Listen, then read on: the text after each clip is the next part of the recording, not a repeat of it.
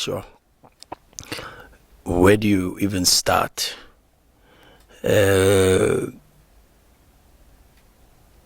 think first is we are very fortunate, and we don't know how fortunate we are to have an individual like Dr. Patrice Motsepe. We are living every single day amongst a generational human being. You know, the people like him don't come every decade. You find one, and then you wait a little bit of a generation or a lifetime for the next one, and not enough praise, credit goes to him personally as a human being. I say to you, when COVID came out, and there was the first signs of COVID in America, who was the first person to donate money? It's Dr. Patrice Motsepe. When we had floods in KZN and we needed support because we had issues with the relief fund and the disaster relief fund in South Africa, who was one of the first people to come through for the South African people, is Dr. Patrice Motsepe.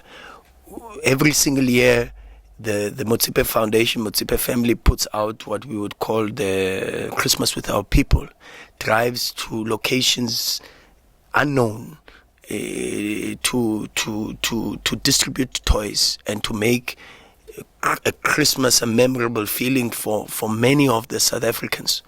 Well, who is behind this drive is Dr. Patrice Motsepe. The South African football comes through not just even from that perspective. You look at the different portfolios. Is education, is sport, is arts and culture. Musicians come through and they say, oh, you know what, I had a problem because of the who comes through is Dr. Patrice Motsepe. Politics, religion with the churches. We traveled to the World Cup. We traveled with traditional healers. We traveled with church leaders. We traveled with kings of presidents, kings of religions, different communities within South Africa. Some of the places I met, some of the guys, and they were telling me, I'm the king of this kingdom. I've never heard of some of these places, but who is behind all of this is Dr. Patrice Motsepe. The South African football is in a space where, for sure, there's a lot of hard work that was done by, and a lot of credit needs to go to Dr. Khoza, Dr. Kaiser Mutawung for the incredible work that they've done with South African football and to put it at the level that it is at. But the life beat and the pulse at the moment is without the Motsepe Foundation, for sure. If you look, PSL, with regards to the clubs, you talk whatever you want to talk about financial fair play. It's not. I go to Varidos and take mshishi. You don't pick mshishi. You pay for mshishi. Yeah, you don't go to Bloemfontein Celtics and pick Neo Mayema. You pay for Neo Mayema, and there's a recipient of the funds. And those funds then go into generating some form of income to financially assist the clubs to stay afloat.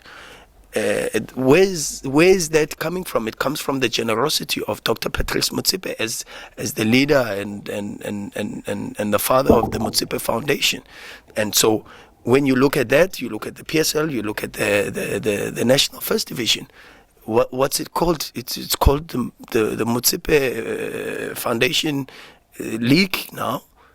Who's behind that? Who when all the other businesses were saying, no, don't touch football at the moment because financially we're not in that space. Who came out? Is Dr. Patrice Motsepe. Dr. Khoza said it even himself, not me. I didn't say it, and I'm not blowing his horn, but Dr. Ivan Khoza said it himself. He said it took one phone call. It took one phone call, and he said, "Yep, go ahead and let's do this thing." And he resuscitated the National First Division, and you go to SAFA, who's the major financial support. Who provides the major financial support is Dr. Patrice Motsepe. So Or you have K Motsepe, the competition for SASFA and the schools competitions. Who's behind it? The Motsepe Foundation. Who's behind that? Is Dr. Patrice Motsepe. Where in the world you find a family? Where in the world? In the world, you go. I watch football. I read about football. I read a lot of autobiographies. Where in the world you find such a man? That not even they come to that level. No, so it's true.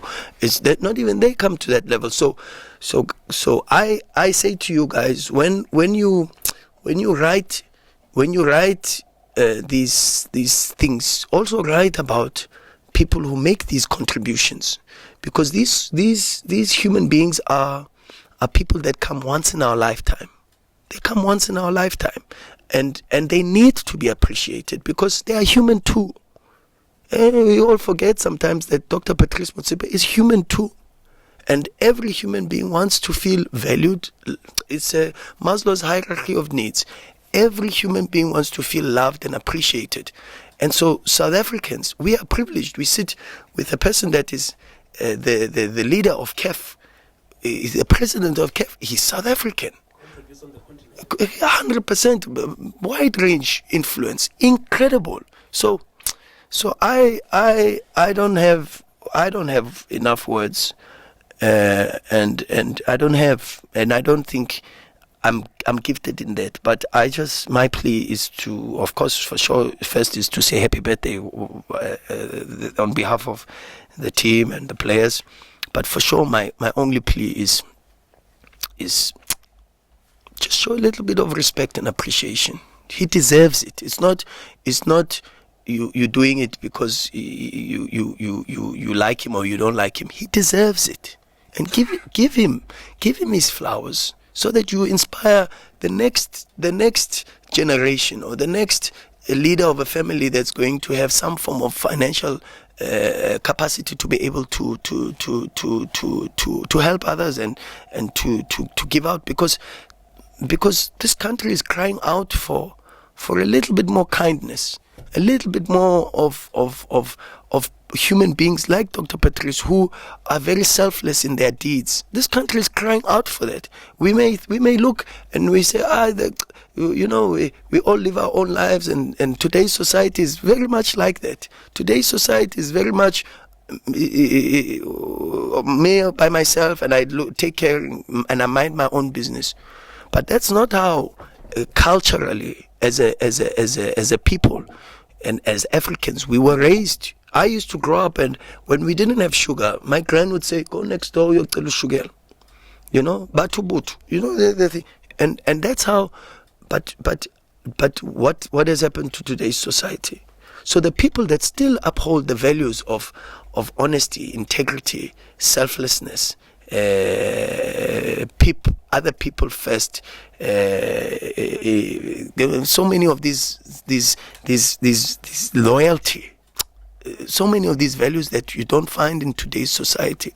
The people that still uphold and who we are still fortunate to watch and see them uphold these values are people that still need to be put here, and we have to, because. And this is my parting shot. Biblically, Kens, no great man elected himself or was elected by others. There's one thing Jacob Zuma used to say. He used to say this thing, and he would quote kings. He would say, "When you're not happy with me, you pray for me as the leader, because there's an anointing." Leaders don't. It's not a democratic process. When there's leaders, it's not by. There's God's hand. You are ordained. You're chosen, and we are fortunate enough to live amongst a man that's chosen by God to lead us and to show us that greatness as black people is possible, and we should appreciate that.